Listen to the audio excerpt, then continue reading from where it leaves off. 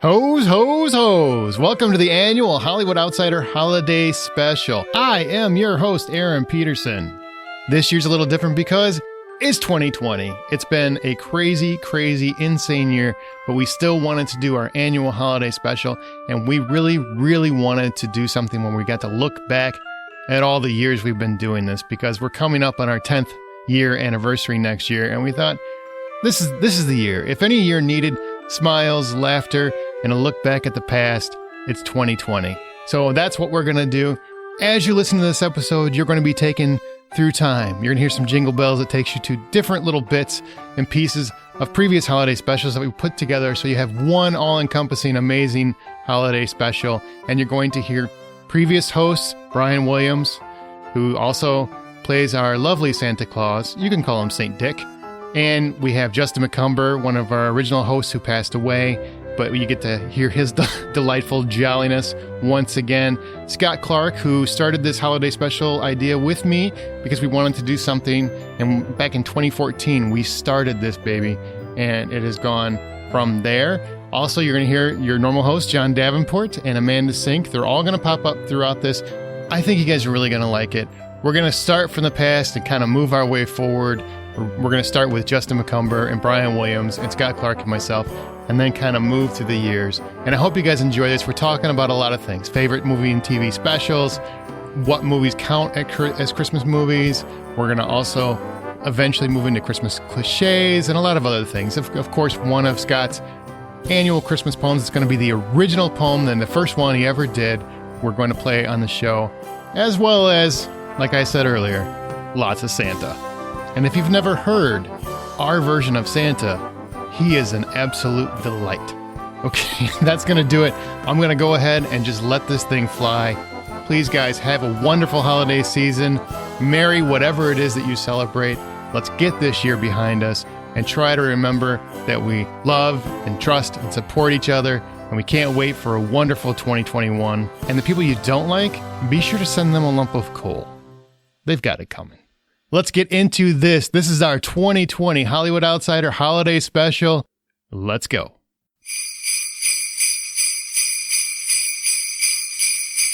He's never met a reindeer he didn't love a lot. Hence, we nicknamed him Cupid. Justin McCumber. I should have been Comet. What does Comet do? He growls. Is that what Comet does? I've never even heard. What do they do? I don't know what they do. I don't remember the song. They pull the sled.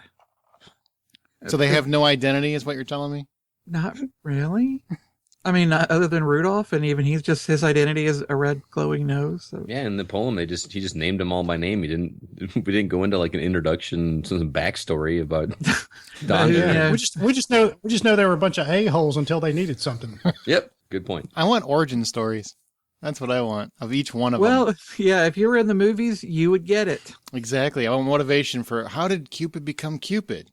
What happened that caused Prancer to be such a prancer? That kind of thing. What was the selection process to be one of the Santa's reindeer? Yeah. And we're having all the rejects. Do you have to go through like a gauntlet, or they have like a gang? They have like a North Pole gang. It's kind of like the Expendables of. Oh, that would be great. Of toys. I would watch that movie. Well, what's new with everybody? Anything major? Any big breaking news you want to talk about before we get into the Christmas spirit? Other than my birthday coming up Sunday, nope. There's still time, people. Still time. And use our Amazon link. And I do use that. Then go to my wish list, which you can easily find with my name. Oh my! There are loads of choices of things you can send me. The shameless plugs that he is willing to give himself. And then buy one of my books on your way out. I was going to say, he hasn't had a new book in a while, so he's just going to pimp his birthday. He's got a new book every quarter, like center around his birthday. So his birthday is like the Q4 of his fiscal year. My Birthday by Justin McCumber. Day one. Everybody ready for the holidays yet? You guys got anything planned? Any exciting plans, vacations, anything like that? I'm pretty much staying at home this year and getting caught up on all the media that I haven't had time to ingest in the past few weeks. Brian, you're going to the Walking Dead cruise, right? Well, not over Christmas. That'll be in January. So that's close. The Walker Stalker cruise. It's about a 3 or 4 day cruise. Looking forward to that. And there, Norman Reedus got bit by a fan. You saw that, right? Yeah, I did. Yeah, I'm not too keen on the taste of grease and leather. So I'm sure there's a little I- bit of oil in there. yeah. So no worries about that. I'll keep my choppers to myself. It's the weirdest story ever. What do you think you're gonna do with that? You're gonna be in the news? Is that all you want to do? I think they love him so much that they bit him. Because nothing says love like I bit you. All right, well, let's get into Christmas. Oh, wait, you know what? I was on Entertainment Weekly this week. I forgot about that. I was waiting for you to drop that news. I didn't know if you're. I totally actually spaced it out. I've been doing this format all day. The Blacklist Exposed podcast that I do with Troy Heinrichs. He and I interviewed the showrunner for the Blacklist, John Bokenkamp, and he dropped the bomb that the show had been renewed, and it got blasted all over every major media site. Entertainment Weekly, Hollywood Reporter, Variety, everywhere, and they credited our show all over. So I finally made Entertainment Weekly in Hollywood. It's like I know it's stupid, but it's like a childhood dream of mine to actually be in there in some respect. So That's awesome, man. Really happy. So I'm You're just glowing. I am. Because first we get the first text from Aaron. Say, hey guys, go check out film, whatever site it was that had linked you guys. Mm-hmm. And then just a few minutes later, suddenly boom, boom, boom. And I could just feel you over in Illinois just preening, going, oh, yes, this is wonderful. My nipples got a little, yeah. And I felt happy for you. I was like, you know what? You worked hard with these podcasts. You deserve it. You say it like you didn't think you would. You're like, and I felt happy for you. Who knew? I'm so surprised. Wow, just take the compliment, man.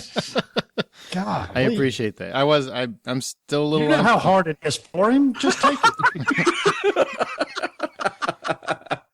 It's the effort. It's not the actual words. It's the effort put forth. Thank you. Thank you, Brian. I appreciate you, Justin. It's good. Appreciate you. God, all this ass kissing is making me nauseous. Let's go to Christmas, where ass kissing is required. Let's lay the foundation right here. Now, I just want to point out we are having nog. We are allowing ourselves beverages, so we're going to try and keep this as kind as we can. Let's lay the foundation right here. One movie symbolizes your personal start to the Christmas season. What movie is it? Scott, you start. I got a really weird choice for my first movie that I've seen for the past several Christmases, and I don't know why, is The Santa Claus. Yes, the Tim Allen classic, The Santa Claus. Let's slow down on classic, maybe, but I got you. I said it in air quotes, but it's radio, so you couldn't see it. But I felt it. For some reason, that movie always puts me in the Christmas spirit right away. I don't know, maybe because it's a light, silly movie. It's nothing that you take really seriously. You don't have the same kind of family drama. The family drama is so overblown in that movie that you don't take it seriously, and it's just very silly. I don't know. Every Black Friday, we pop that movie in while my wife and I are decorating the tree and just kind of hang out, and I like it. I love it. Good call. Good call. Justin, what about you? This will be fun. Oh, easy. Die Hard.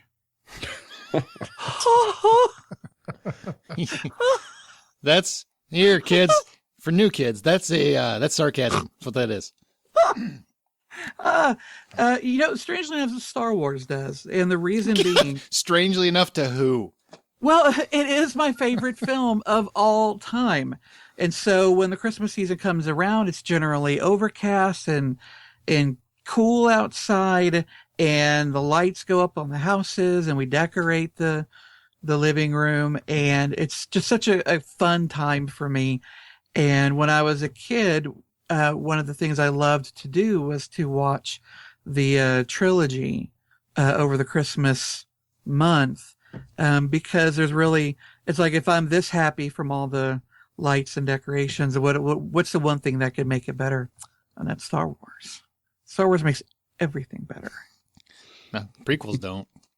Well, those didn't exist when I was a kid, so they're kind of like not included. You should watch those when Christmas is over.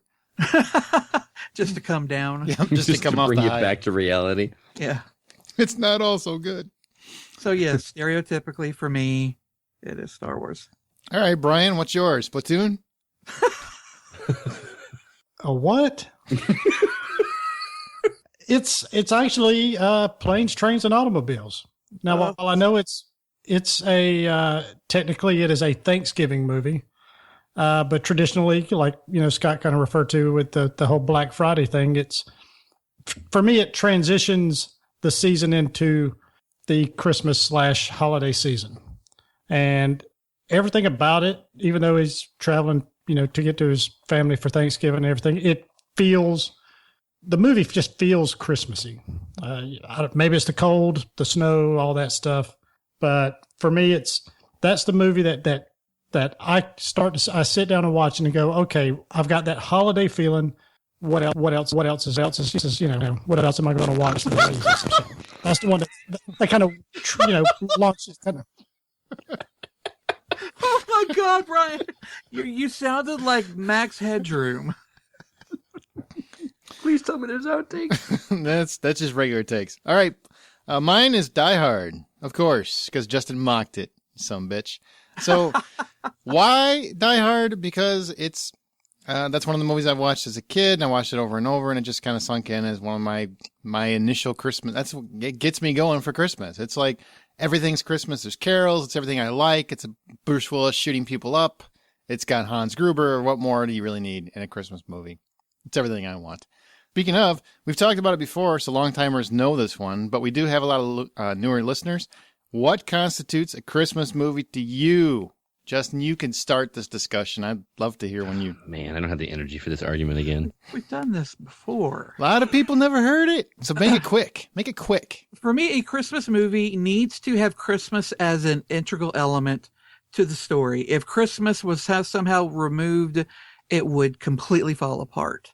And there are numbers and numbers of movies in which that is perfectly true. I mean, It's a Wonderful Life kinda almost doesn't even fit into a Christmas movie as far as the story goes, because Christmas is really only a part of it for the last little bit. Mm-hmm. But because it has been shown on Christmas so many years running, it has kind of been traditionally fathered into being a Christmas movie. But, the Santa Claus, Scrooged, those sorts of movies that are about, Christmas Vacation, those are Christmas films.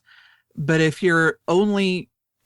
Christmas can be removed and replaced with a number of things and it still would work just fine, then that doesn't make it a Christmas movie. That's my rule as well. Pretty much. I would say Christmas Vacation could be Thanksgiving Vacation. I mean, it's really just family getting together. Well, it's also so many jokes about the lights and getting those strung up and what those do, the cat and the Christmas tree. If you want to pick apart or attempt to pick apart every Christmas movie to try and Let's do make it. me look like I'm wrong right now. Then, feel free. But Christmas Vacation has Christmas as an integral part. Well, no, it's fair. You cited references as far as these other specific movies, but he's counteracting that. So I kind of take his point. I mean, you could do the same thing with 4th of July. You might not have a tree, but you got explosives. You got crazy stuff that can happen. So, I kind of agree with Aaron on that. My take has always been that if Christmas is a relevant part of the story, then it's a Christmas movie, and I can go with that. Die Hard to me doesn't happen if there's not a Christmas party. The Christmas carols open and close it. It's a prominent part of the movie. So to me, Die Hard is a Christmas movie. We've had the argument. So I know some people are like, well, I've never heard it before. Well, if we go into it, we'll end up fighting. And we want this to be a fun Christmas episode. So one of us is going to end this real butthurt. Yeah, one of us will get shot with a machine gun. Ho, ho, ho. Hey, guys, do you hear that? I think Santa's here. Hang on. We're transitioning. It was so awkward. I still had more to go. Nope. Guys, did you hear that? I think it's Santa. I know him. Welcome to the Ho, Santa. How are you? Ho, ho, ho. Oh, jeez. Bitches. You're not Santa. He's my Santa. Oh, how's it going, fellas? Good. How are things up north through the They're south warmer wind? than normal. Global warming and all that. That's good. We're wearing, You got a nice wearing sauna shorts now, up don't here. you? Yeah. We're wearing shorts up here. It's not the reindeer kind of shedding their thick coats a little bit. Rudolph's half naked at this point. Are you hunting them yet? Nah. I don't know when reindeer season is there, so I was just checking. I mean, there's only, 8? So you'd be very selective. There's more reindeer than just those 8, man. They just got a few. Reindeer games.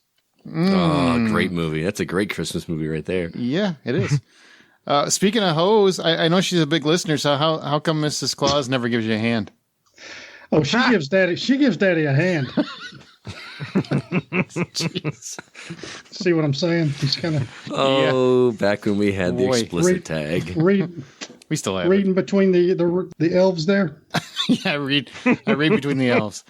Well, gang, Santa agreed to drop by and read a few letters from listeners and respond directly to them on air. So keep in mind, Santa's had a rough year. I think he lost 2 elves and a candy cane related work injury. So I can't promise he's going to be completely jolly, but he's going to respond as deemed appropriate by him. So he's going to respond to you directly, listeners. I think that's great. Yeah. Are you ready for your first letter, Santa? Yeah. Bring it on. All right. I didn't ever think I'd ever hear Santa say, bring it on. Okay. This comes from Masal Young. He says, Dear Santa, for the most part this year, I've been a sarcastic son of a bitch. But hey, I'm honest. What I want for Christmas is a sequel to I Am Number 4 and also for Rotten Tomatoes to die out. Thanks, big guy. All right. So you're a dick.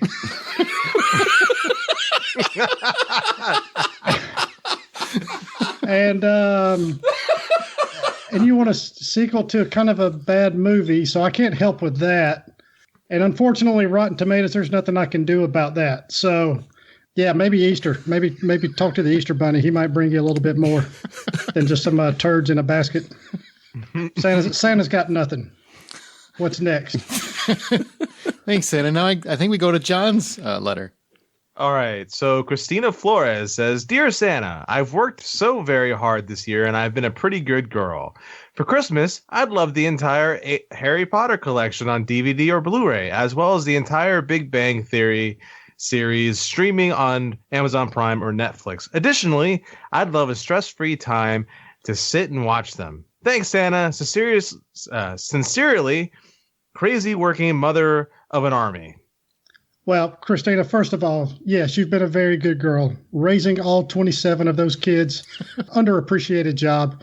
And I just, on behalf of the rest of the hosts, want to thank you for doing that. However, I can't do anything about the companies like Amazon and Netflix. They handle their own stuff. I don't get into the business and the politics and all that stuff. So that's their deal. I got enough stuff running around all over the world. I'll do what I can to free you up a little time to catch up on this stuff, though. But for the most part, yeah, you're pretty much SOL too. But hey, we like you. Santa's not very giving this year. Jeez. Shut your pie hole. What else you got? So let me ask you guys, what are your favorite TV specials or maybe Christmas themed TV episodes? John, you can rattle yours off. I think the ones that pop into my mind the most are all the recent Doctor Who specials, Christmas specials. All of them bring that air of magic to it. All of them have a feeling of family to it, and they just feel good. And as much as I make jokes about how I don't want to have feelings with my stuff and I don't want to deal with feelings and screw that, I love the feeling and the pure childlike joy that Doctor Who gives you. And Doctor Who plus Christmas means magic, so it's really nice. I mean, that's really the only ones I can think of as good Doctor Who specials. I feel so left out when it comes to Doctor Who, having never seen it. I just feel like it's too late for me. Like I want to see what everybody's talking about, but every time I try to go back and watch that from the beginning, not like the 60s one, but the recent reincarnation of it, and I just feel lost in the first 2 episodes, and I don't know why I can't get stuck on that show, but I really want to. Yeah, I mean, people must love it because I see blue phone booths everywhere I go. Yeah, but I've seen like 1 or 2 episodes, and it's fine. But every time I've watched it, I'm like, what is this, like $8 to make this show? It just doesn't. And I know somebody's writing an email right now, like, piss on your life. Oh, yeah. You're totally messing with a whole group of people. Hey, man, I totally respect the audience for that show. One of my closest buddies, Rob, is an avid fan of Doctor Who.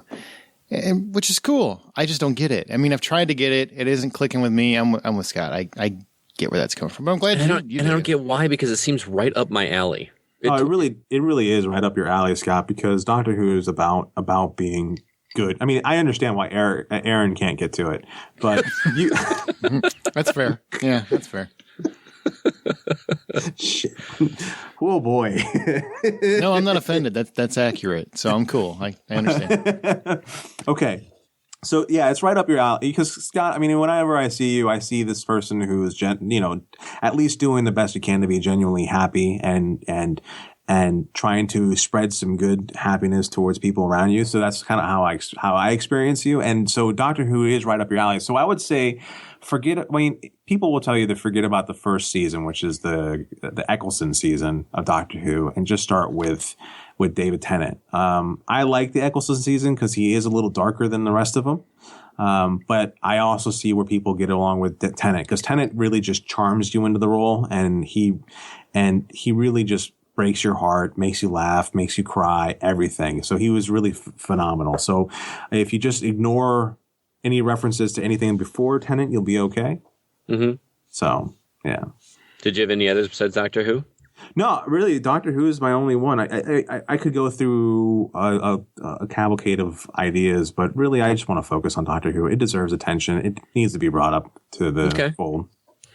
I've got a few, and I'll try to run through them quickly because I feel like I've actually mentioned some of these on previous on our last two Christmas specials. But like the Big Bang Theory one, where Penny gets Sheldon Leonard Nimoy's autograph, is just such a great moment. John, you were talking about how not all holidays are shown in some of these Christmas specials, but Friends had an episode where they tried to tie in the Jewish faith a little bit, where Ross, who's Jewish, is trying to teach his son about Hanukkah.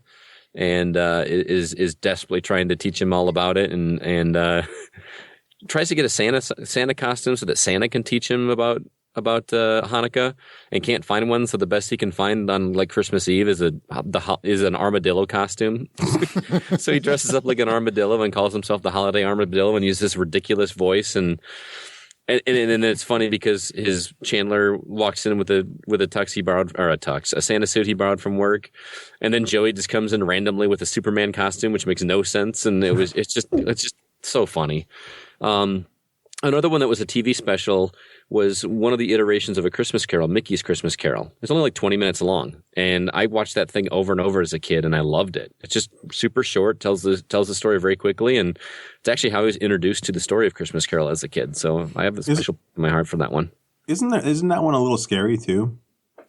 Not too bad. I wouldn't say it's any. Well, I mean, for kids, I mean.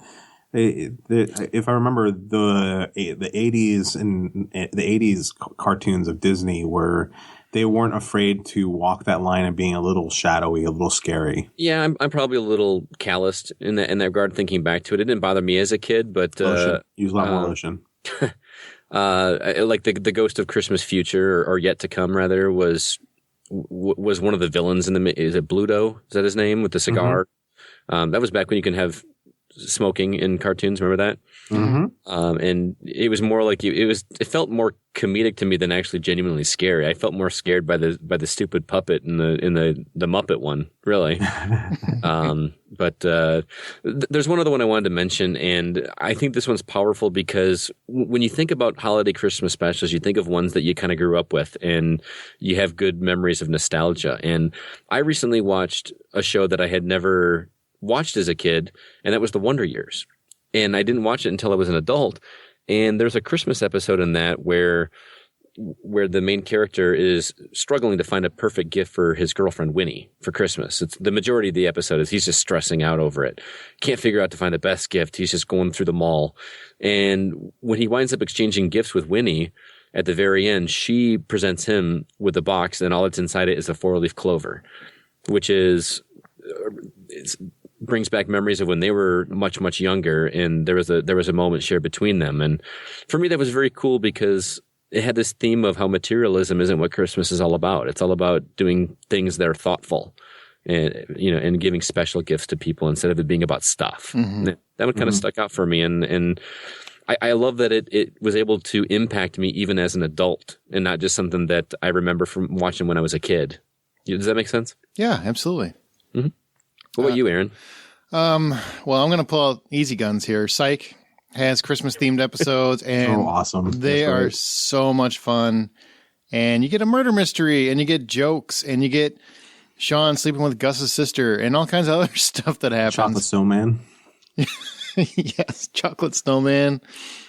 Just everything that happens in those episodes are fantastic. I watch them every Christmas. I do. I love them. Except now that that's not on Netflix, when I have to actually bust out the DVDs, that makes me mad. It's like, what is this, 1985? What just happened? Yeah, Tales from the Crypt had Larry Drake as Killer Santa in a couple episodes. That was a lot of fun. I always remember those, and I try to watch them if I can find them. They're hard to find sometimes. And then the old stalwarts, How the Grinch Stole Christmas. That's a big one. And Charlie Brown Christmas is one where I don't know if I really love that one, but I can't not watch it when it's on, if that makes any sense. I just have a hard time turning away. It's just one where I feel like I feel like I'm supposed to watch it. I like it, but I don't love it. And at no point am I like, I have to watch this because I love this. It's more like, hey, it's on.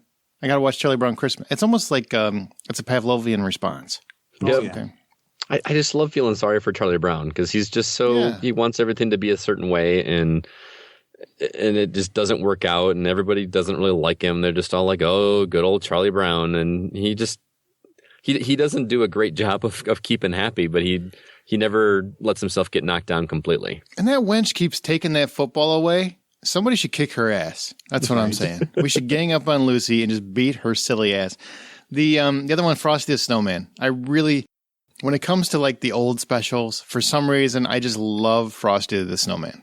Mm-hmm. So if it's on, I will watch it. I don't own it or anything because you don't have to. It's literally on every single year. So it's just a matter of catching it. But did you hear that? I did, faintly. Oh, I think he might have more letters from Santa. We got one from Ty Nelson. Ty Nelson says, Dear Santa, I've been a good hoe this year. Listened to every episode. Laughed a lot. Rolled my eyes a lot. I've made friends in the hoe community. That's what you think. Trying to keep an open mind and broaden the types of films I watch. Having said that, I want two things. The first, to be controversy-free in Hollywood so we can just focus on the films and TV shows coming out. The second, for another great year of film, fun, and gab from the Ho family of podcasts and online community. Thanks, Santa. Controversy-free in Hollywood, forget about it. This is just the iceberg. The Titanic still hadn't even got close yet. This iceberg's not even on the radar yet. So get ready, and it's coming. Hang on, Santa. I think we're getting some bad reception from the North Pole.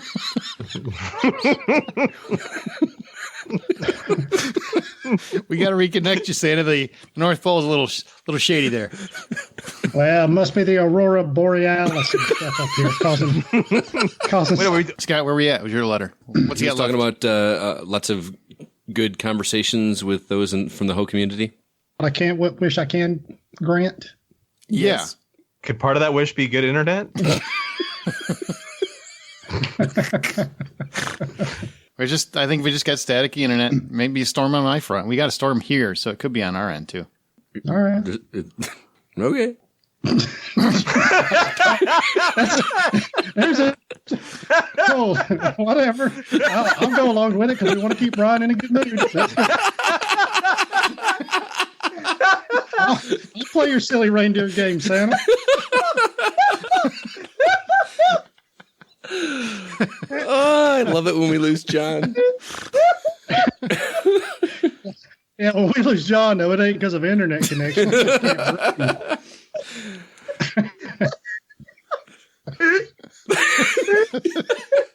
All right, Ty, but what I can do for you here is I can guarantee you another great year of fun filming from the Ho family, and of course some fun interactive stuff on the interwebs here. So thanks for writing in. I've got a letter of my own. This is from me. I want you to answer two questions for me, if you would. All right. Number one, how exactly do you get in and out of the houses without chimneys? I've always wanted to know the answer to that. That's kind of like saying, how much does a car cost? Or What? Yeah, it's there's so many Each ones are facets to different. these questions. You know, you want something very specific. However, it's a trade secret. I got to have some tricks up my sleeve. Otherwise, there will be all sorts of Santa impersonators, right? So let's just say there's a way into every single home out there. And I'm talking everyone from the hood with the bars on the windows and the doors all the way to the luxury mansions in Beverly Hills. I got my ways. They each require a certain specific set of skills. Do you ever steal from somebody? Like, I'll give you this gift, but I'm taking this one. You're like, Santa needs a new 65-inch. I've never stolen. I've only taken what's been left out for Santa. Have they ever left their wives out?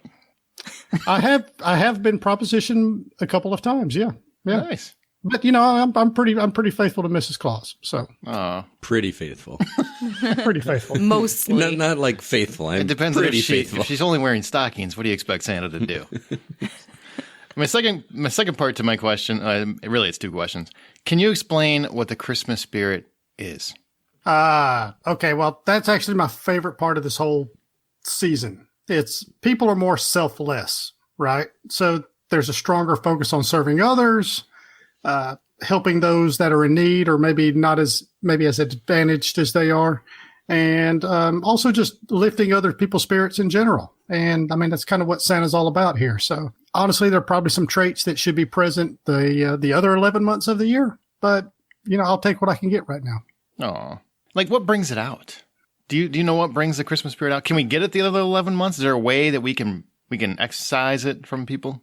Well, there's nothing. I can't do that. That's up to the individual people to do that. They have to make a conscious effort to say, you know what? I know I'm in a hurry, but let me hold this door open for somebody. Let me give maybe a little bit of money, or let me just maybe not even give money to this homeless person on the street. Let me just buy them a lunch. Little things like that can go a long way and have a huge ripple effect down the line. If it were an Instagram challenge, they would. Yeah, absolutely. Absolutely. You know, the help a bum challenge, whatever. All right, Make that a hashtag. I like it. Maybe somebody who's got better marketing skills than me come up with a better title. Probably. But you get the idea. Yeah.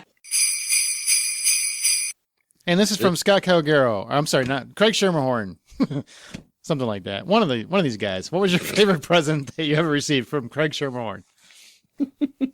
I don't know if this is because it's so fresh in my mind, but last year I might have got the most thoughtful, awesome gift I ever got, and it surprisingly was from my mom. She had sent she sends my brother and I a gift every year that we open in front of her on the phone, which, like I mentioned earlier, was a little awkward, but this was really cool. As you guys know, I'm a huge Legend of Zelda fan. This is my video game segment in this, but my mom actually sought out on eBay and bought like a legit Legend of Zelda Master Sword, which is a full-blown, like, real metal, real handle, real hilt, little thing to hang it on the wall. I'm talking like a good 3-4 foot sword, and it's Did you kill somebody with it? No, it's in my basement right now, though. It's really awesome, and it's just because nobody ever Aaron outside of Aaron and my mother-in-law, those are the only people that have ever bought me anything Zelda related for Christmas, and that was just, and the fact that my mom actually sought that out and got it shipped to my wife's girlfriend at the time and now fiance, and had her like repaint some of the stuff on it. There was some work put into it. That was just like a really cool, awesome thing to put into my Zelda collection, because I collect anything and everything Zelda at my house. That was really cool. Couple that with the fact that she also threw in a bunch of cassette tapes, which we opened up a bag of cassette tapes and we're like, what the hell is this? My brother and I, when we were kids, we had a tape recorder and we used to just tape each other doing goofy stuff. But for part of it, we had Marshall. My brother's name is Marshall. We had Scott and Marshall's radio show. And I used to make a fake radio show. This is when I was like 10, 11, 12 years old. My brother is 5 years younger than me. And at one point in there, we're listening to it. And he and I start to review a video game, which for me was like, I didn't even remember that we did that until I started listening to that. And that was like, in my mind, I was like, wow, I was just destined to be, to be a video game reviewer or to be some kind of reviewer of media. And it was just really cool. There's actually a really cool picture that my wife took of the two of us sitting up in his he's got like a little alcove in the top of his living room where we sat and listened to these tapes together, wearing Santa hats at Christmas, just grinning from ear to ear to listen to our high pitched voices from back when we were really young, and it was just a really cool moment. That was one of the best Christmas gifts. It was more than one just gift, but it was a very good combination that really worked for me, and I was really appreciative of that. So it was awesome. Justin? Early on into my marriage, I lost my wedding ring.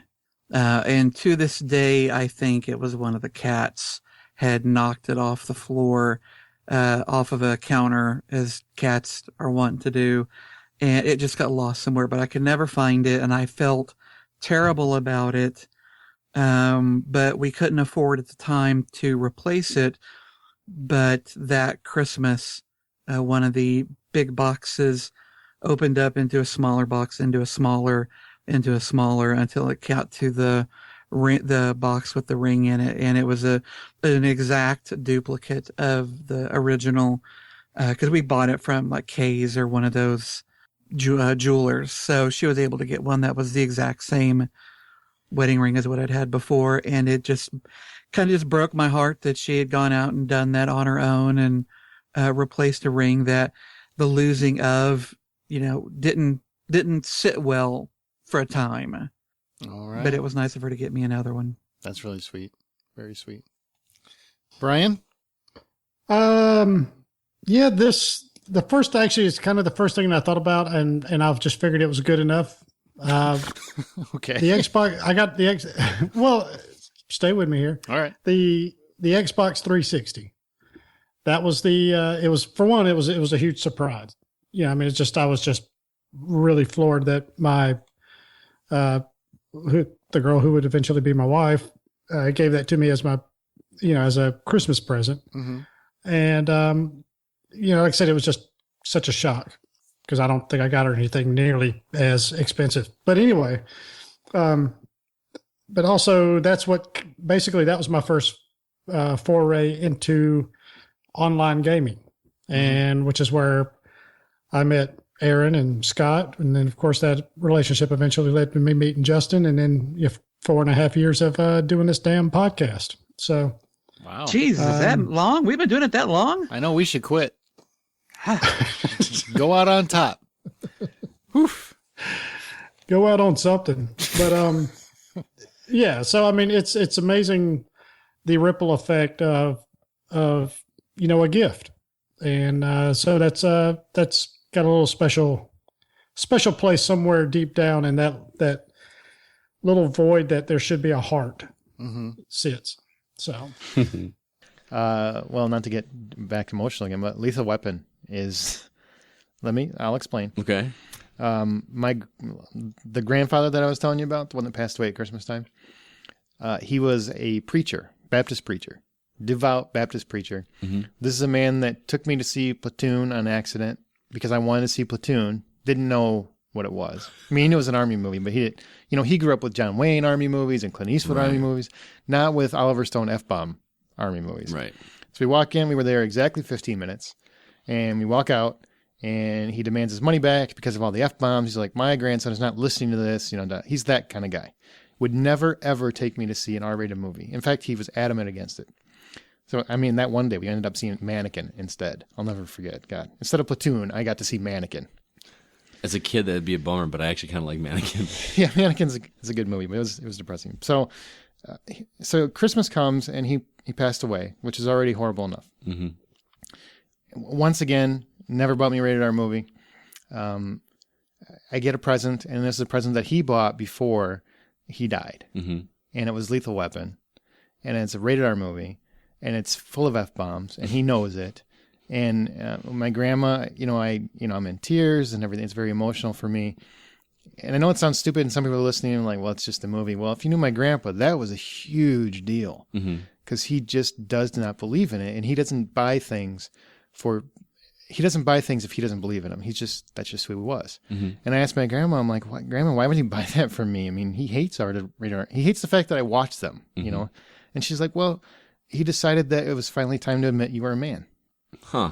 And it was like, I mean, how do you just Man, you were like destroying my best Christmas present here. It was, I still have that videotape to this day, even though, it'll be hard to find a way to watch it. Yeah. But I still watch the movie every day because it reminds me of that moment.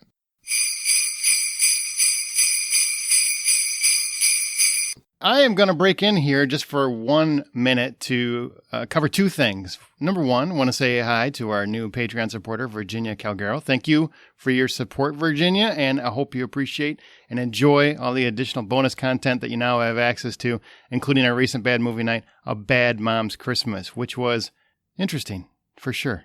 As well as our bonus episode where we say goodbye to 2020, which is coming out at the end of the month, plus a ton of other bonus content, which you can sign up for at patreon.com/The Hollywood Outsider. That's patreon.com/The Hollywood Outsider.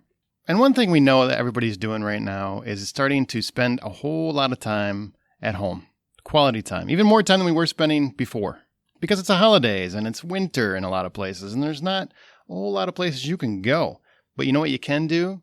You can watch some fantastic movies at home. And streaming right now on Redbox On Demand is Drew Barrymore in the hilarious comedy The Stand-In, featuring a stellar comedic supporting cast, including TJ Miller, who didn't love him in Deadpool, and Holland Taylor as well. An uber-famous comedy star who's played by Drew Barrymore hires her on-set stand-in, also played by Drew Barrymore, to take her place after being ordered to serve a year in rehab.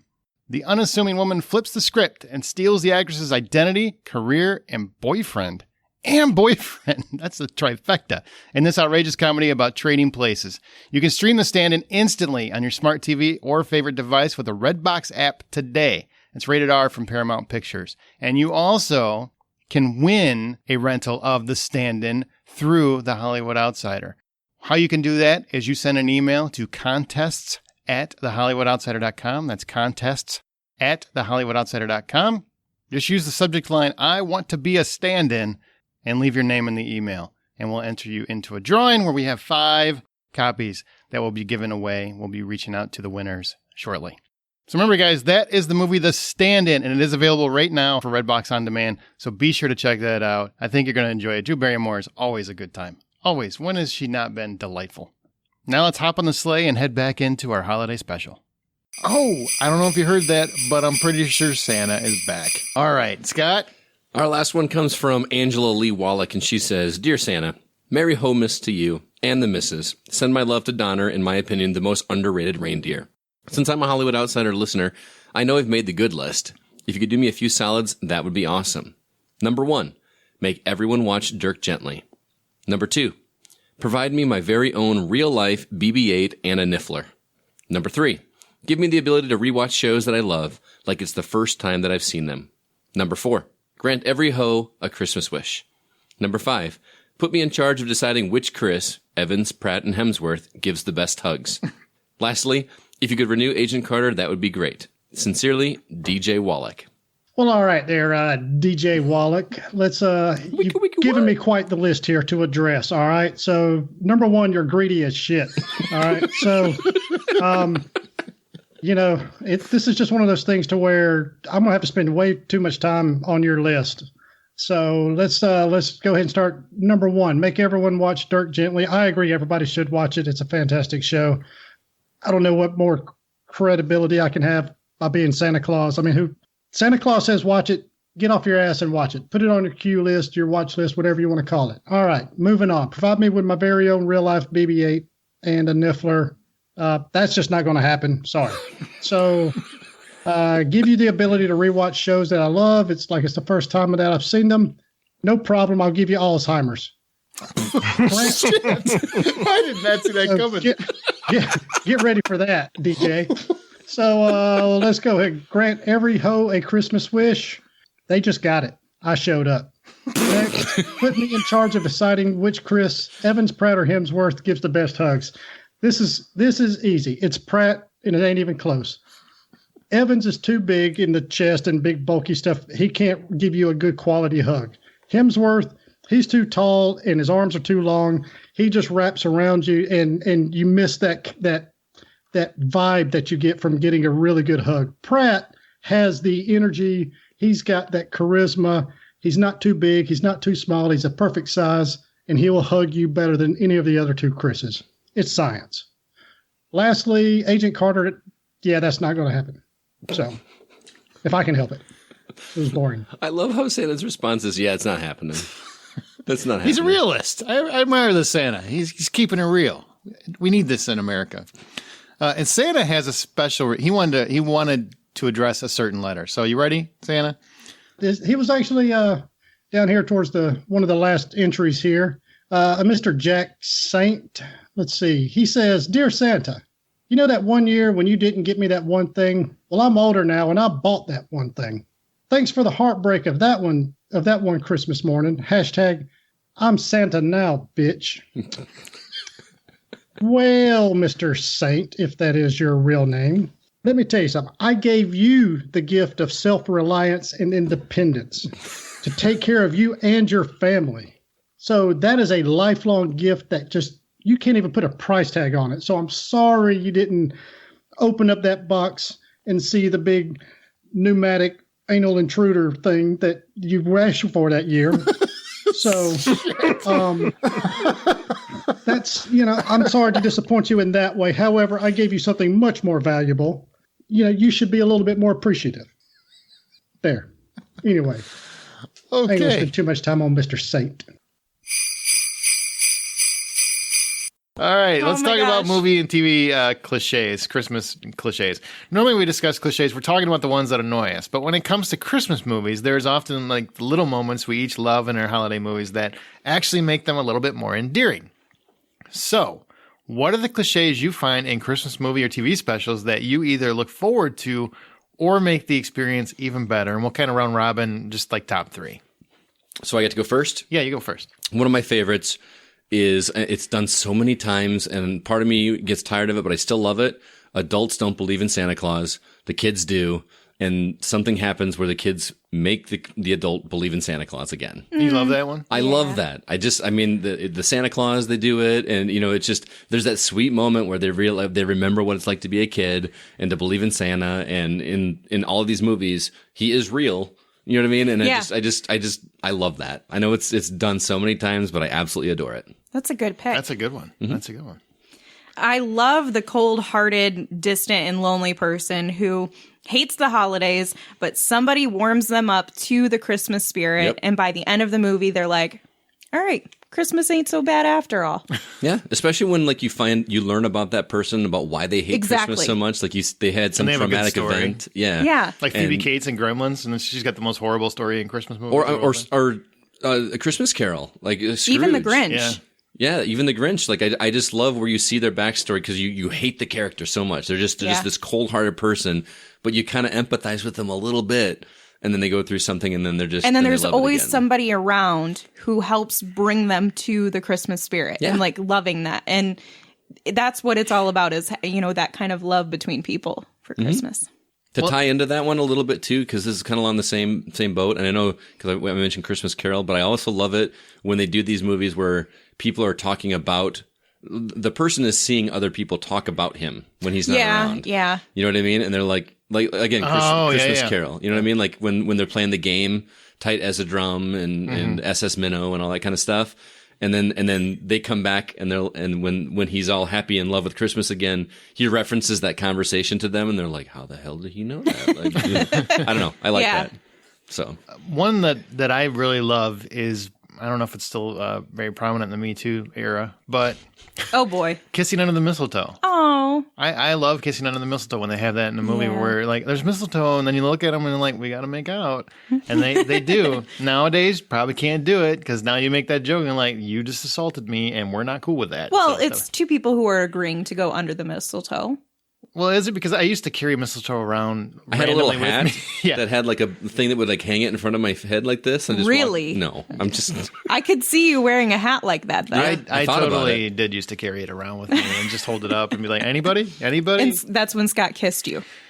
No, that's when HR called. So I used to hang it from the front of my belt, and then and then Scott took it too far. It was still funny. Anything else, Scott? What else you got? I love it in a movie when something happens that makes family and friends just reconnect that haven't been together. Even in Christmas Chronicles did that, where I don't, again, spoiling it, but there's a character that a police officer that Kurt Russell runs into. Yeah. There's a side story that happens, and I love that. People that haven't talked and they come together and they talk because it's Christmas, and that's when you're supposed to reconcile and do that. I don't know. That's Christmas spirit to me.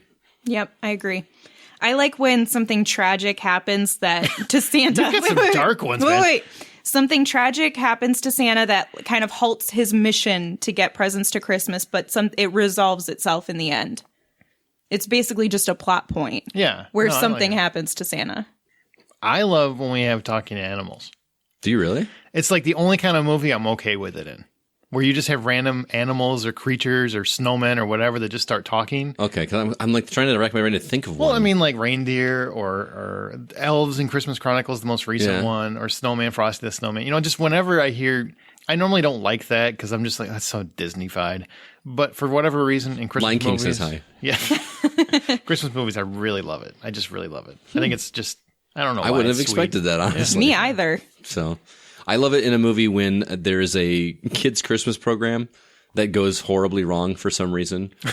Even Home Alone, when the brother puts the two candle lights behind his ears, and then the whole thing goes to crap, or I don't know, Love Actually, when they've got like lobsters for some reason. I just love it when there's something about that and the family just. It's a memorable thing and for horrible reasons. I don't know. I like that. I was big in Christmas programs when I was in school as a kid. So yeah, I get that. That was a big deal. On a side note for Home Alone, because I just watched it this morning in its entirety, they are mean to him, to Kevin. You did finally watch it? I did. Oh, I didn't realize that. Yeah. So do you like that movie? I like it for being a Christmas movie, but I definitely have some concerns about this family. We actually were going to have a bit where you would talk about that movie in terms of because you'd never seen it. So I want to know what Mr. McAllister does for a living to be able to afford that house and to take, 9 people to His Paris? electricity bill. That's what I want to figure out. no, How he what I pays want to it. figure out is how do you not know your child is there? You freaking jackass. How do you not know? No, they don't. Nothing you can tell me explains their behavior. No, I understand they completely forgot till they got on the plane, and I was like, this is like horrible. We're having a Home Alone tangent right now. But they did they like did a head count. The one person did a head count, and I'm like, as a parent, I don't know that I would trust some other person to do the head count for all of the kids that are going when there's like 15 of us. I can tell you, no, you would not as a parent. You would make sure your child was accounted for. Yeah. But I appreciate Scott's a it. teacher, and he knows to do that. Like, hey, all 26 of you? Yep, gotcha. Good job. You don't just forget, like, the one you birthed. Well, the count was right, I think. It was just because there was that one kid. Yeah, the neighbor kid was there. No, I get it. Nothing you're saying can justify that kind the of fact cluster. that they got on the plane without him. Yes. Yeah. Like, nobody's like, where's Kev? Especially because Well, everybody's... he's number 13. Oh, okay. Well, as long as 13's here, we're good. What? No. I think Where's one of the even bigger concerns was that they let Kevin get on another plane in the sequel. Yeah. Because he Did they really? Yeah, like he went on the wrong Spoiler plane. alert. Spoiler alert! It's like I the know, first 10 minutes of the movie. yeah. Like he has his boarding pass and he's running to get on there, but he went to the wrong terminal and he bumped into the stewardess lady that had all the other boarding passes and dropped it, and they all got mixed together and the plane was about to leave and he's like, well, my dad's right there, and they're like, okay, we'll just go ahead and get on the plane. Like that would not happen today. No. Wow. It wouldn't happen then either. Yeah, it wouldn't. happen It's just then like, either. I mean, I get it. They had to stretch it to make the movie work, but it's hard to watch a movie and go, nah, it's not going to happen. It's still fun. Yeah. I still. I've I already love watched, the movie. I do love the movie. I watched Home Alone already, and I'm going to be watching it at least again. The music and He's clever. the goofiness. He's violent. and He's a serial killer. Is really what Kevin is. He's a serial killer. I really have a hard time watching the pokey thing through his foot scene on the stairs. Oh. That is like, is it Daniel Stern? Is that his name? That like does the best high pitched girly scream. Yeah, that's a pretty grown good. man is so good. Oh, I love it. The sequel's pretty funny too, but not as good as the first. My last one is. Wait, do I get to say my Oh, last I thought one? you did. I'm No, sorry. we just started talking about Home Alone. Okay. My Hang last... on. I just slapped my face. Nobody can see it or hear it. Which, but I did. can we talk about that Can for you a hear this? second? Because that bothers me. The reason that aftershave makes your face burn is because you're shaving your face and you've got tiny little, you've opened the you've opened pores the on pores. that. And he's not actually shaving. Yeah, so I was no going to reason. ask about this. I was like, did he just have like glue on his hand or Wait, something? that's where the believability comes into question for you. Is that part? No, I mean, Not abandoning the child, not the guys that the guys I are trying was to break with in you. and they're determined to kill this child. Yeah. and him trying to kill them. None of that. But the shaving cream, it's a little step too far. It's not shaving cream; it's aftershave. Well, whatever. That's too far. That scene was so iconic when that movie came out. It was everyone was doing It still is. Yeah. that was the thing, and like there was no reason for him to be doing it because he was. What was he mimicking his dad when dad put on aftershave lotion and talked about the burn? So he just assumed there's supposed to be like if you put this stuff on, it makes your face burn. That's You just not made how the it whole works. movie fall apart. I don't even want to watch it anymore. Yeah, you're Screw welcome. Christmas. Yeah. What can I say except you're welcome? That's not a Christmas movie. He just did Moana for no reason. That's a great movie. I'm really sad that it's off of Netflix. What's your last one? Okay, so this is me being a woman. I love when there's a guy who makes a stupid mistake and then he realizes, oh, I let the girl go. And then maybe it's at the airport or whatever he does, but it's for the Christmas time. And he goes out and he finds her and he tries to make the resolution. Like he tries to fix whatever wrongs he did. And by the end of the movie, they're back together. That's just a romantic comedy. You just gave like the third piece of the formula to a romantic comedy. Yeah, but it happens at Christmas time. Oh boy. There's snow on the ground. There's a mistletoe, and then they kiss. And there's terrorists and you know. That is on my last 9/11. one is when terrorists show up. I just love that part of it. No, my final one is when you get, because you always have like Christmas classic songs throughout the movie. Yeah. But whenever you're at the end, you get an original Christmas song. Oh, yeah. Where they have a new one that's just catchy and you can add it to your rotation. So to me, it's like a twofer.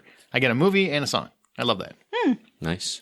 I have a bonus one. I love it in the stories when, for whatever reason, Santa can't deliver the presents and has to rely on a kid or somebody else to deliver the presents for them.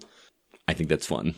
I just love, again, it kind of ties in with the, kids don't believe, or adults don't believe in Santa Claus thing, and they're forced to believe in Santa Claus because they have to do the job. I don't know. I love that. No, I love that too. I also, tying into that, love when, because every movie has a different way to explain the rules of how Santa does it. Mm-hmm. I love that too. Like just the different options of how Santa gets to every house, how he delivers, how he drops the chimney, all that stuff. Just I love the variations that every movie has to. I have my theory about that, by the way. I was talking to my wife about this. You have an actual theory about it? I believe that because Santa's real. Well, right. We just talked to him earlier. We did. So Santa, everyone says like Santa only works one day a year. Mm-hmm. I don't think he does. I think he's actually delivering all year long, but nobody knows he's there. And through the power of magic and whatnot, it becomes evident to you on Christmas Day. Yeah. So it's like a hologram. Exactly. Or there's like a time invisible vortex or something. So he's actually working. Because I can buy that he could deliver to every house all over 365 days, but that one night garbage doesn't make any sense. But that's interesting. Yeah. Good theory. Yeah. What happens to the cookies though? Mom and Dad actually eat those. Mom and Dad are dicks. They're hungry. They're hangry. Yeah. All right. Well, you guys ready for a game? I love games. All right. Amanda, take us to our game that we're playing for the Christmas episode. It's called How Do You Save Christmas? So the premise is you wake up to find all of your family's presents and food for the festivities have been stolen and every store is now closed. You have access to Vince Vaughn's Fred Claus, Will Ferrell's Elf Buddy, and Billy Bob Thornton's Bad Santa to help, but you only have time to ask one of them. How are you going to save Christmas? Aaron Peterson. Oh, well, I pick Bad Santa. Yeah, I definitely want Big Santa because not Big Santa. You didn't Bad pick Santa. him earlier. Big Santa? I want Big Bad Santa because every store's closed. But I also have a thief handy who knows how to get in there. So what I would do is I would mention air quotes mention to him all the stuff we need, gifts, food, whatever. And if somehow all of that were to end up on my front door, I'd get him a date with my Mrs. Claus. You do what you have to do for Christmas, man. Wow, that got awkward fast. Awkward? Not really. I save Christmas. Just trying to think. Give me a list.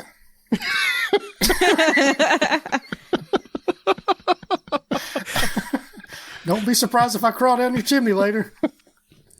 Santa Claus, do you have an idea? Oh, Yeah, but I can't tell them ideas right now. Let's see. Honestly, that was kind of the same thing I was thinking is Bad Santa, because he's got the skills to get the items I'm looking for.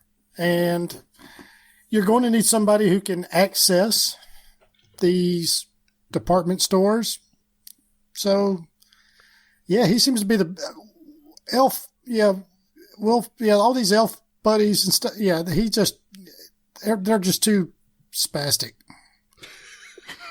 Too much for you. You can't handle it. Yeah, Santa! Shoot him. I can't handle it. I can't do it. I need somebody focused. There's a short amount of time. Yeah, it's sad to put all your eggs in that one basket, but it's the wrong holiday. Fair enough. Can't argue with that. I'd say Bad Santa. He's just got the skills to get it done. All right, Scott, what about you?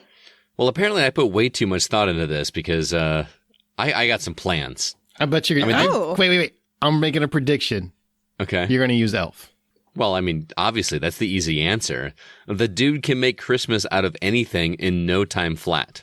Why would he not be your guy to rescue your party? Yep. All right, so we got 3-step process. Step 1. The presents and food may have been stolen, but not a drop of alcohol was mentioned. So the first order of business is to put Buddy to work using the various bottles of alcohol I've got stashed in my bar to decorate the venue with a Christmas theme. I'm thinking a liquor dispenser in the shape of a Christmas tree. You know, one of those that spins around and allows everyone to mix their own beverages directly from the tree. Okay. It's also vital that Buddy himself partakes in the beverages because, let's be honest, we all want to see that, right? I mean, come on. I want to see Buddy the Elf just wasted. I'm on board. Plus, the party is ostensibly saved with alcohol, even if there is no food or presents. So there we go. Step 2. This episode is brought to you by DoorDash. For fast delivery from your favorite fast food or otherwise restaurant, there's no quicker solution to provide exactly what everyone wants to eat in one single order. Plus, no one has to act like they actually enjoy potlucks for this party. So DoorDash, DoorDash.com. Step 3. Buddy is the master of arts and crafts. Despite the gifts being stolen, there's still plenty of construction paper, scissors, glue, tape, and ribbons floating around my house. I'd commission Buddy to make personalized gifts for everyone at the party based on their interests from their Facebook profiles or info from me if they don't have Facebook. Within a matter of 2 hours, the party is ready to go. That's a good process. I like it. Yeah, that works for me. Everybody's trashed, so it doesn't matter what presents they get anyway. That's true. Yeah. All right. Yeah. Damn, Scott. You thought that up. Amanda, did you have one or you're just... Yeah. So I also went with Elf and went with Buddy because he, like Scott said, he's the one who can make Christmas happen from absolutely nothing.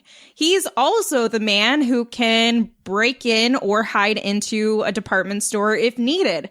So I trust him to go break into the store and obtain all of the objects that are needed for both the food and for the presents that we have for the festivities.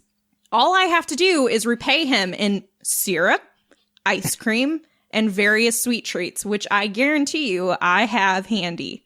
So this is an easy job for me.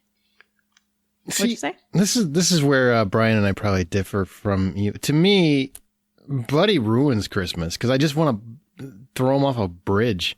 How does it feel to be wrong so often, Aaron? Brian, you with me? Oh yeah, I'm with you. I'm on Team Aaron with this. Yeah, absolutely. You get the hands and I'll get the feet. Nobody said he had to stay around once the festivities began. Yeah. All that said is that he has to be able to be the one to get the presents and the food prepared, ready to go. Plus, you really want Bad Santa at your party? Yes. I do not. Absolutely. No, you balls wouldn't. Everywhere? No, thank you. You don't want the drunks that are at my Christmas party. Literally, balls everywhere. Yeah. It's Bad Santa.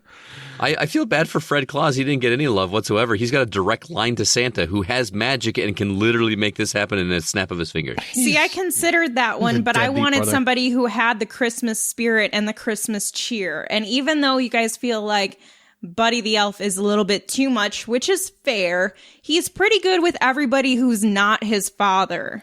So he can handle putting things together and making people feel special, which is what I'm going to want him to do.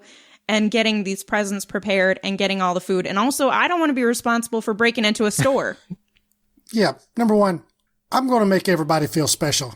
Buddy doesn't need to do that. He's just got to give me the shit. That's all I need him to do. I think Buddy's a Bad little Santa, special. I'll give him a bottle of whiskey and an 8-ball, and he'll be fine. All right.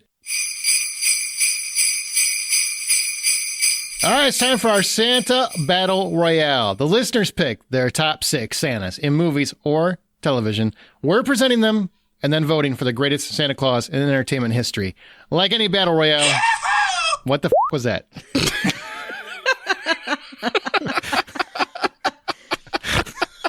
What was that? Oh! Okay, there's a Yahoo somewhere in the back. All right, like any Battle Royale, we need a tiebreaker, a cool head, someone to guide us through the process. So this year, since we're judging all of these poser Santas out there, we thought we'd bring in our own ringer. You've heard him in the last several holiday specials as he answered many of your letters. Ladies and gents, the official Hollywood outsider, Saint Nick, Santa Claus. Ho, ho, ho! What's up, bitches? I didn't know Santa swore. Santa, you are vulgar. Well, I spent a little time in Baltimore. Why Baltimore? Please explain. Well, there are kids there, too. Aaron, did you refer to him as Santa? He did. Well, Santa Claus? Yeah, he is Santa Claus. I mean, okay. Just want to make sure I heard that right. Have you heard that accent? It's not very north. Yeah. He picked that up at the theater. Well, I was watching all these damn posers. Man, I missed you, Brian. No, his name is Santa Claus. I missed you, Santa. I miss you too there, Scotty. All right, and not only does Santa get a vote if Santa thinks a vote is insane, because who would know better who the best poser is than this guy? He gets one chance to actually veto the vote and put us straight. So he's the only person that gets a veto, but only one, Santa. You only get one shot at this. So if you decide to use this power, you use it wisely, okay? Of course. You sound thrilled. Like, of course, sure. This is great. I'm so powerful. Oh, Wilbur. All right, guys. So explain why your two are the best. And now we have 6 finalists from our listeners. Explain why your two are the best Santas. Please tell me you didn't do that on purpose. I didn't that do would it be on glorious. purpose. I got Santa here and, it's in my head. Oh, I need to drink more or less. One of the two. I don't know which one it is. So just basically sell your Santa. Why are they the best Santa Claus in entertainment? Well, there's one absent, right? Should we address that or no? Address what?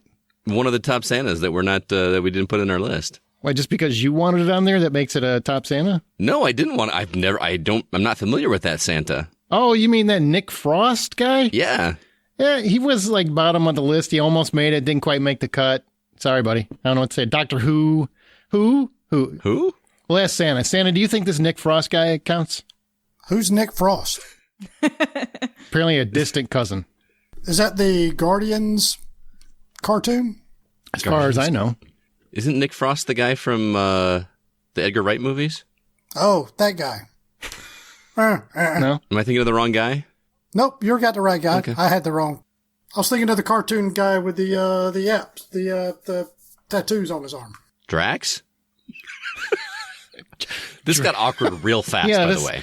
Let's try this again. Okay, so let's go into our Santa. Scott, tell us your two from our 6 finalists, your 2 Santas and why they are the best in entertainment. All right, my first Santa is Billy Bob Thornton as Bad Santa. What do you want? Well, come on, what do you want? A snot rag? Marcus, get this kid off me before he pisses on me, all right? Fuck with my beard. It's not real. No shit. Well, it was real, but you see, I got sick and all the hair fell out, so I had to wear this thing. How'd you get sick? I loved a woman who wasn't clean. Mrs. Santa? No, it was her sister. What's it like at the North Pole? Like the suburbs. I mean, who doesn't love an irreverent Santa? Billy Bob Thornton's Santa is the antithesis of what we all expect from Santa Claus, and it works in hilarious fashion. He's drunk, he's surly, he's foul, and he's horny. Yet parents still keep bringing their kids to see him, maybe because they get it. Nobody wants to do that kind of work. Bad Santa works for that very reason. We've all had moments where we've been at the end of our rope. Maybe some of us wish we were able to live out our lives just not giving a crap like Bad Santa does, if even only for one season of the year. Plus, he has the best one-liners of pretty much any Santa in the history of cinema, and that's why Billy Bob Thornton gets my pick for number one Santa in all of cinematography. Cinematography. Yeah, he catches the best light. I get it. Pretty much. My second pick is Edmund Gwenn from Miracle on 34th Street. You see, Mrs. Walker, this is quite an opportunity for me. For the past 50 years or so, I've been getting more and more worried about Christmas. Seems we're all so busy trying to beat the other fellow in making things go faster and look shinier and cost less that Christmas and I are sort of getting lost in the shuffle. Oh, I don't think so. Christmas is still Christmas. Oh, Christmas isn't just a day. It's a frame of mind. And that's what's been changing. That's why I'm glad I'm here. Maybe I can do something about it. How can you not love this Santa Claus? To me, he is exactly what you imagine or think about when you think about Santa Claus. He's got the real beard. He's got the jolliness of Santa. He's pure. He's innocent. He is jolly. He's just exactly what Santa Claus should be. And I think it's very hard to argue that any other Santa Claus really comes close to what we all think in our minds of what Santa Claus actually is. And I think Edmund Gwenn deserves a very dedicated vote for this Battle Royale as the best Santa Claus in all of cinema and cinematography. I'm not even sure they had cinematography back then. I'm kidding. All right, so now we're going to place it down to a vote. Santa, since you are our guest and you are the pretty much expert on all that is Santa, who gets your vote here for best Santa? Is it going to be Billy Bob Thornton or is it going to be Edmund Gwenn? Well, I'll tell you there, Scotty. It's no competition here. It's the Miracle on 34th Street guy. Wow, I'm surprised, actually. It's not even close. Billy Bob just doesn't represent what Santa's all about. He's pretty much everything else. Have you met you? I was going to say, he's pretty much your imposter. What exactly do you represent? Malt liquor? A little vodka, maybe a little whiskey. Baileys with your cocoa. There you go. You know, swirl it with a peppermint stick. Oh, man, now you're talking. Served by some elves. So, no, but he takes it a bit too far. The other guys, like you say, he's got a gentle soul. He's got probably the second best beard in Santa history. Second best. Second best. Is the best on this list? That's called a teaser there, ladies. Or is that your own? I mean... Not now, anyway. I had to trim it for a movie the other day. Yeah, way to ruin the illusion, man. He's making cameos now. He's like the Alfred Hitchcock of Santa Claus movies. So, Edmund, whatever. Yeah, he's got my I can't even remember his name, but he's the winner. That dude. I'm all about that dude. All right, Amanda, what about you? Which of these two is the better Santa Claus in your eyes? Yeah, this is super easy for me. It's going to be Miracle on 34th Street, Edmund Gwenn. All right. Well, once again, Aaron's vote doesn't count, as usual. But go ahead and state your case anyway. I don't need to state a case. Bad Santa? I saw the list of the listener finalists, and I'm like, how does Bad Santa make it anywhere on this list as the best Santa Claus? He's the opposite of everything you want Santa to be, unless you're angry or emo. I guess if you're emo, maybe that's the right one for you, but... It's even in the title. He's a bad Santa. Exactly. I mean, Gwen is everything you want Santa to be. He's delightful. He's charming. Everything the real Santa already told you. So I'm so glad you guys... He has basically represented what we think of Santa for probably 50, 60 years. Exactly. Until it was trumped. All right, it's a clean sweep. Edmund Gwenn wins the first round of this Battle Royale. Did you say Aaron, clean sweep? Clean sweep, Santa. Okay. All right, so here are my two. Are you guys ready? I mean, Edmund Gwenn's going to the next round, but I've got two. Santa, you ready? Waiting on you, son. Okay. Santa Claus is coming to town. Mickey Rooney. Mickey Rooney in the animated classic or stop motion animation. What do you call that? Stop motion, right? Claymation, stop motion. Claymation. A lot of time was put into this. A lot of man hours. It's like Ray Harryhausen's bad nephew or something did those. Exactly. You tell those young'uns there'll be plenty of toys, but only if they behave themselves. No crying or pouting or... Oh, I'll know.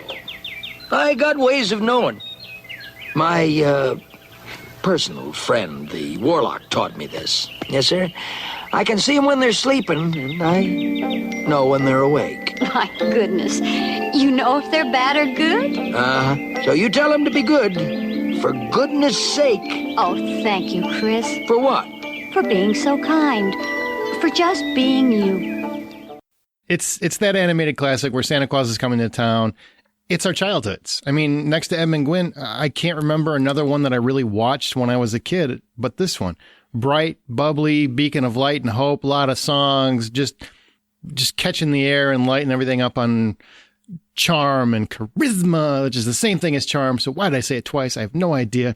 Mickey Rooney brought Santa to life. He electrified us as kids. And that was back when there were only like 3 holiday specials that we had to watch every single year, no matter what we decided. Like, it didn't matter what we wanted. We had to watch these. We were required by law, I think. So we know him as the Santa of our childhood. All right. Number 2. Number 2 is The Christmas Chronicles and Kurt Russell. Hey, Larry. Sheila. Larry, you drove your Porsche here tonight, didn't you? Yeah. Now, how would you like to trade that Porsche for a mint condition 1952 Mickey Mantle rookie card? I know you've always wanted one. Is this thing real? Oh, yes. It's a deal. I thought so. It's at the valet. No, it's not. You're not trading our Porsche for a baseball card, Larry. You know what that thing is worth? You know what it's worth? Nothing. Oh! Nothing. That's what it's worth. Get out of here, you bum. Merry Christmas. Now we have the Santa of our adulthood. And he's played with character, gruffness, a side of curmudgeon, and a dash of flash. He is the greatest actor to ever grace movie or TV screens. I would say is non-disputable.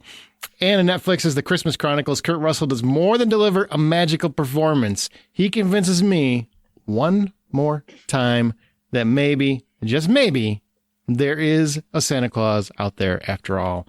And he does an astounding musical number, which I still enjoy thoroughly. There we go. Mickey Rooney, dead guy, or Kurt Russell, greatest actor of all time. I put it to you guys. I go with Scott first. Between those two, who do you, Santa, you okay? Okay, just checking. If only you could see Santa's face. It's very red and jolly. Scott, who do you pick? I'm going with Kurt Russell, man. I feel like what he did in that film really made it feel like a modern Santa. I know that classic Santa is jolly and will never say anything weird or that's not old school. But I feel like watching that film that Kurt Russell is what a current Santa would be like, without going too over the top like Billy Bob Thornton did in my previous entry. But yeah, so Kurt Russell gets my pick. All right, Amanda. Well, I feel like I don't come back to the podcast if I don't choose Kurt Russell. No, you get your vote. Your vote counts. It counts, even if it's wrong. It just doesn't matter. No, but I am going to go with Kurt Russell just because I like the charisma and I like the energy and the overall Santa coming from that man. That's this podcast's favorite word, by the way. Charisma? Charisma. This podcast's favorite word has been for years. I like it. It's a good word. All right, Santa, who's your pick? Yeah, I'm going to make it a clean sweep. Yeah, I'm going to go with Kurt Russell. Just for a lot of the same reasons. It's a good interpretation. It is good to you've got to evolve with the times and everything. He's a good modern representation. He's got a touch of the old stuff, and he's updated. And he does have the number one beard, even better than Santa's himself. No, it's pretty delightful. Was that his real beard? Yeah, it's got to be. Yeah, and he's had it in like 4 movies. It's definitely his real beard. He takes it with him wherever he goes. It's in the contract. All right, well, let's move on to the last one. Amanda. What is all this? They're Christmas toys. Waiting for you? For me? What have they got to do with me? You're going to give them to your children. There must be a mistake. We have no children. You do now. You have all the children of the world. But how could I deliver all these toys? I won't live long enough for that. Both of you will live forever. Like us.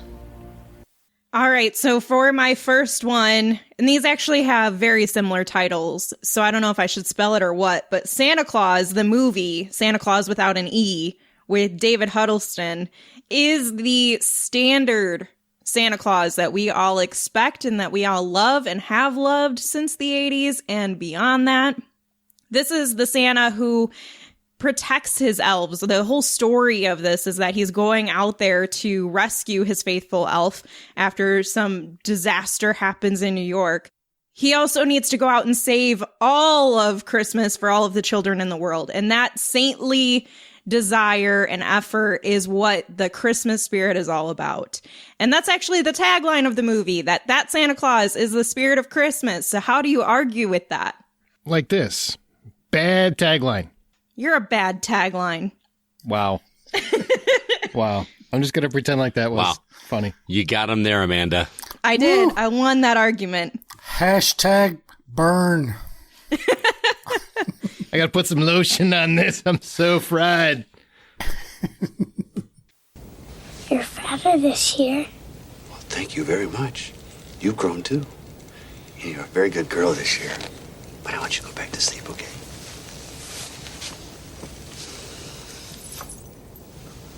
Ooh.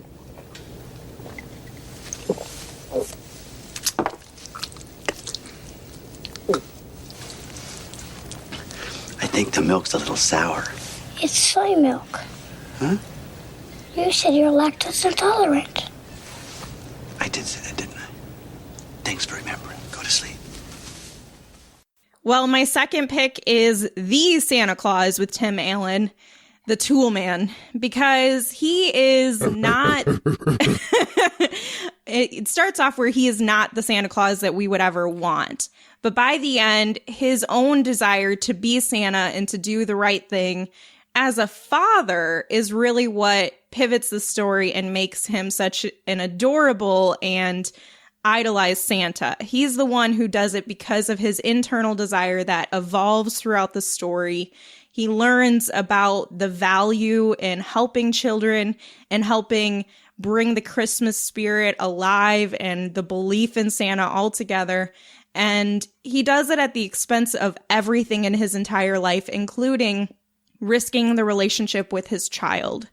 So for me, that alone, aside from all of the things with Tim Allen's enjoyable persona in The Santa Claus, is why he is my second choice. I like it. So I am going to go to Santa Claus and ask him what his choice is between the Santa Claus and Santa Claus the movie. I've got to go with Tim Allen. He basically just embodies everything good about me. So he's likable, he's charming, he resonates with everybody. He's just an all around very good Santa Claus. Huddleston, he's basic. Oh, he's like he's a basic bitch. He is. He's basic. Basic Santa. How is he basic and Edmund Gwen is not basic? Ooh, just fighting words, bitch. I don't like that. Don't question me. Santa will veto your ass. What about you, Scott? Edmund Gwen's, his beard's better. He's more lovable. This other guy just seems like he's just playing a role. That's all he's doing. He's just filling space. Ooh, Santa's got some feelings. Best growl. I wish we could insert a video of that. Is that what that was? Is it a growl? I think so. I thought his stomach hurt.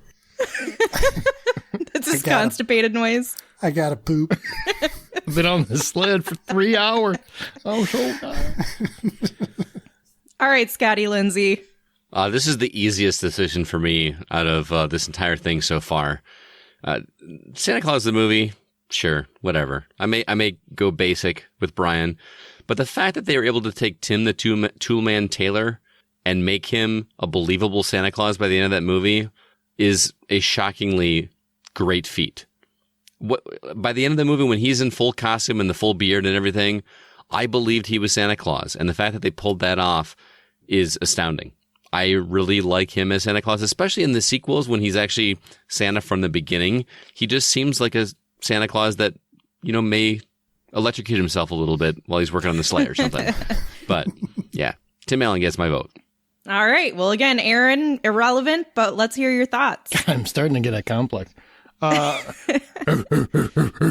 I don't know if that's Arsenio Hall or Tim Allen. I was going to say that.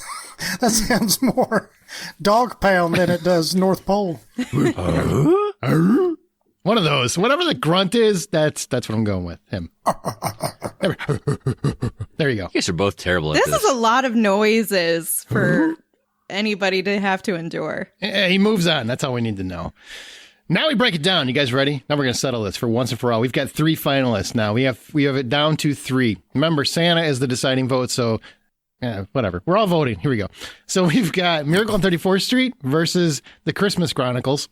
Edmund Gwynn versus Kurt Russell. Who do you got, Scott? This one's tough. This one's really tough. I'm going with Kurt Russell. Yeah, I like Kurt Russell. All right. Amanda, who do you got?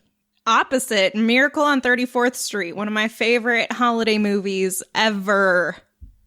Oh, man, we got a tiebreaker. And you're leaving it in my hands? I'm going with Edmund Gwynn. What? Edmund Gwynn. He's a better Santa Claus. Look, I love Kurt Russell. I'd be hard to deny that. I'm pretty sure I make a stalker letter to him every single week. I'm shocked. He is not as good as Edmund Gwynn. Edmund Gwynn is everything I want in a Santa Claus. He is the perfect Santa Claus. Kurt Russell is one for now. Edmund Gwynn is one forever. Aww. Wow. That's very astute of you, man. But we have the real Santa who can veto if he chooses. If you had gone with Kurt, I was going to veto this. He just personifies it. He's done it for, again, the last 50, 60 years. He's the standard. You got to go with him. Kurt's been great for the last 365 days. That's fair. Okay. Edmund Gwynn moves on to the next round. And now we have the battle. And I think this is the right battle, actually. Edmund Gwynn from Miracle on 34th Street versus Tim Allen from the Santa Claus Z. Amanda, who's your vote? This is really tough because these are 2 of my favorites. But I think I'm going to have to go with the Santa Claus, Tim Allen. Which is strange for me to say, but I think it's just because I liked seeing somebody who you wouldn't have expected, kind of like Scott said, you wouldn't have expected him to be Santa, but by the end of the movie and the way that you see his character evolve, he is Santa. He starts as kind of a douchebag, and he grows to be this really great guy who is a great Santa and is a great father, and I think all of those pieces put together really makes me feel like he's the best. Excellent argument. Scott Clark? This might shock you. I'm going the opposite. As much as I like Tim Allen, I still think that Edmund, how do you pronounce his name? Gwynn. Edmund Gwynn is the real Santa. I feel like in terms of a realistic, believable Santa, he takes the cake. Wait. Hang on. Didn't you just vote for Kurt Russell in the last round? I think I did. But I think I'm confused. I don't know what's going on. Are you transitioning to Santa Claus of a different kind? No. Like, I love Tim Allen as Santa Claus, and I'm trying to abate my love for that movie because it's it's the first Christmas movie I watch each season, and I do love that movie. But to me, there's something more pure from a full-rounded aspect of him being Santa Claus. Kurt Russell was the same character throughout the entire movie. So was Edmund Gwynn. Tim Allen started out, like Amanda says, kind of a douchebag and grew into Santa Claus, and he was great. But Edmund Gwynn was Santa Claus throughout the entire film, and he was just the same guy and was pure. To me, that makes a pure Santa Claus, and I like it better. All right. Well, I'll second Edmund Gwynn because, like I said earlier, he's the Santa Claus of forever. But our Santa can easily overrule. He's still got veto power. So really, we didn't even need to weigh in. You could just tell us what you think. Well, Gosh, these are my two favorite Santa Clauses. So it is, I didn't expect both of them to be here. So it is a little bit tougher for old Saint Nick to figure out who is the best representation of himself. Yeah, Santa just went third person. Well, Santa's going to do what Santa's going to do. Touche. I'm going with Tim Allen. Whoa! What? Hooray! I don't think you understand what you mean. Like the meaning of you. That's what I mean by that. I don't think you know your meaning. He's a good enough Santa to spawn 2 sequels. Were they necessary? He spawned them nonetheless. He got to find a woman. I mean, how many sequels does Resident Evil have, Santa? I don't know if that's really the best argument. You know, that's not my department. You know, he's got that extra jolliosity. That's not a word. Jolliosity. Yeah. Santa's just making shit up. It is. Yeah. Well, I can do that. I guess you sprinkle a little magic dust and boom, there we go. Yeah. All right. He's a time-tested, because these movies came out started 25 years ago, and they still hold up very well. And in a way, it's almost like the baton has been passed. Yeah, but aren't the rules we don't base it on the merit of the movie itself, but on the character? You still say Tim Allen? Yeah. Okay, fair enough. Yeah. I'm just pulling an Aaron. I mean, he's questioning you, Santa. I don't know if you should leave him a little light this year. You know what I mean? No, absolutely. I'm making notes. He's checking his list twice already. Yeah. Oh yeah. And I've got proofreaders to even check it again, just to make sure. Hey, you've already sent me my present, man. There's no returning it now. Was it something in a box? It is in a box, but it's not what you're thinking. This is the moment where Michael Bonovich demanded that we read a Christmas poem on this episode. So Scotty is going to recite that Christmas poem. He's going to dazzle us. He wrote it himself. I haven't heard it yet. I have no idea what this is going to be, but it's supposed to be like podcast specific. Mm-hmm. So I don't know if you're incorporating hosts, some listeners. I don't know what you're doing. It's going to be crazy. But what I do want to do is I want to set the mood. You set the mood. I want to stoke a fire. Okay. I want to get you a little ready to talk about it. So here, I'm going to cue this. Oh, you feel that? Oh, wow. Feel that? Oh, that's nice. Me rubbing my hands together. Nothing else. Oh, yeah. Well, it's feeling a lot warmer in here. Hang on. I'm putting my sweater on. I'm feeling more in the Christmas mood now that we got the fire going. Now, dazzle me. I want to hear this. All right. Wait. I need my beverage. You need your beverage? You got like a blanket or maybe a hot cup of... if you do it right, I'll cuddle. You cuddle. Mm-hmm. All right. Here we go. This is the Ho version of 'Twas the Night Before Christmas. Okay. Are you ready? I want to speak up because the fire is pretty loud. Fire's loud. Okay, here we go. 'Twas the night before Christmas, and the podcast was done. Not a creature was stirring, except for me and my Xbox One. The I'm a Ho shirts were hung by the chimney with care, in hopes that more listeners soon would be there. The Hoes were all nestled, snug in their beds, while visions of Jennifer Lawrence danced in their heads. Ooh, I like this. And Brian with his banjo, Justin his squeaky chair, had just settled down to enjoy some Jew bears. When down in the basement, there arose such a clatter. I sprang from my man cave to see what was the matter. Down the stairs I flew with a crash, tore open my laptop, and threw in my flash. The glow of my screen made me realize what was happening. I was suddenly reminded of the days of the fappening. Awesome. What I saw on the page filled my eyes with such wonder. A Facebook post and 8 comments under. With a hint of sarcasm and the air of a baron, I knew in a moment it had to be Aaron. More rapid than eagles, the witty banter came. Then he furiously started to type them by name. To the top of the Ho group, to the top of Ho wall. Now post away, post away, post away all. Then Justin continues to pimp his new book. And Aaron won't stop talking about Babadook. As for me, I still try to be the mediator, and Brian reminds us to go to the theater. And then, in a twinkling, the comments became crude. I wouldn't exactly say they were rude, but some of the words just made my head shake, particularly the one that said, "Chewy don't take." It's Christmas. Have some cider and maybe a cookie. How do we end up with Han fucking a Wookiee? We're grown men, we're adults, and none of us slobs. And as of this year, we all now have jobs. Hey! That was brilliant. The reviews, how they sparkled, and not just for comics. Our scores have a twist. They use economics. The studios unfortunately don't give us commission, but we still judge our films with the price of admission. To all of our fans who have tuned in for weeks, we know that, like us, you're all movie geeks.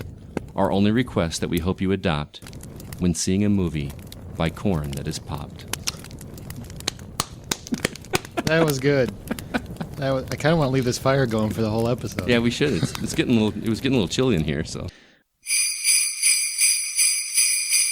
All right, Scott, you got a letter. We got one from Sheila Stockton. Sheila says, Santa, I love my kids, but they've been pains in my ass all year. What can you bring them this year that will teach them to stay off the naughty list? Sheila. I mean, obviously you love your kids. You carried them for 9 months. They've obviously caused you a lot of pain. And, of course, you're just legally required to take care of them. However, you don't have to like them, So how about I just put some condoms in their stockings to remind them if they stay naughty, they might be disappointed too one day. Shit. So I don't know how old they are, but the younger, the better chance of them learning. So they don't last that long. They have an expiration date on them. Yeah. Well, I kept one for like 9 years in my wallet, so it's all good. Did it work? Did you use it or do you still have it? I don't have kids. I'll put it that way. Well, thank you, Xana, for coming by. Is there anything you want to say in closing as you head off to finish your toys and get to work? Nah, not really. I just got a whole lot of stuff to do, so I'm out of here. Y'all Bye, have a Merry Christmas. Be good to each other. Just be good. Just be good to each other. Quit bitching about everything. Quit getting upset about everything. It's not that bad. Just be good to each other. Okay, now it is time to wrap this show up. Are you guys ready? We get to sing it out. Oh, boy. Yeah. I really get uncomfortable when your bells jingle. I'll be honest with you. Oh, my God. Yeah, stop. I'm averting my eyes right now. There's even little stockings right there. Yeah, we get it. Yeah. Well, they got to hang from somewhere. Yeah, right? Well, and it says naughty or nice. I have an outfit for both. Okay. You're making me uncomfortable. So let's go ahead and we're going to sing a song. It's called Let It Ho. Let It Ho as we do this every year. We do it. We did a different one last year, but there's not only so many Christmas songs you can do that aren't really licensed. That have words in them that rhyme with ho. Yeah. It's true. Yeah, that's pretty much where it is. So we're going to start it up and we're going to sing our way out of here and hopefully this goes smooth. Probably not.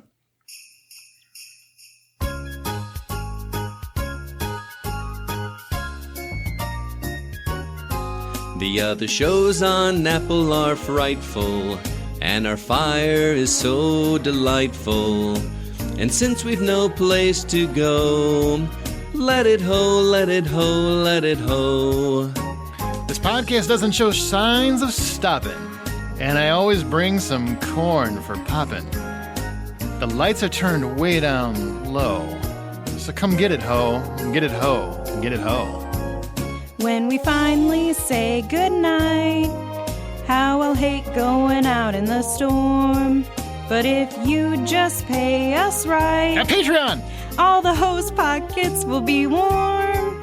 Well, my fire is slowly dying, and my dears, we're still goodbying.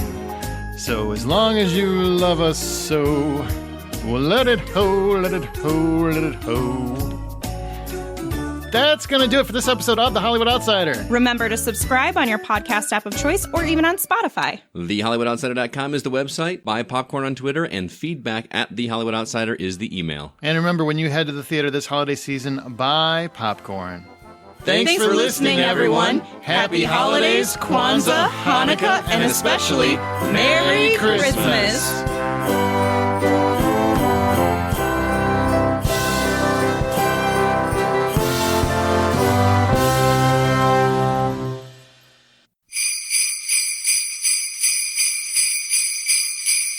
Oh, before you go, it's very important that we ask you this because not many people get to interview Santa. Not many.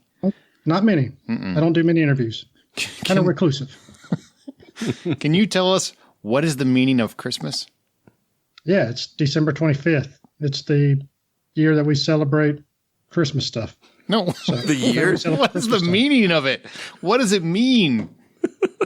What does it mean? Yeah.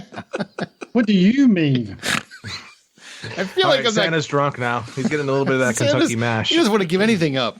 I can't tell you how to feel, how you interpret Christmas, and how you celebrate Christmas is up to you. You know, and Scott's idea might be a little different, and John's might be a little different also. However, the main thing is that Santa Claus is at the center of everything in Macy's and Best Buy. Thank you, Santa. Thank you so much for being here. It was greatly appreciated. Always a pleasure hanging with you guys. Maybe we'll talk again next year.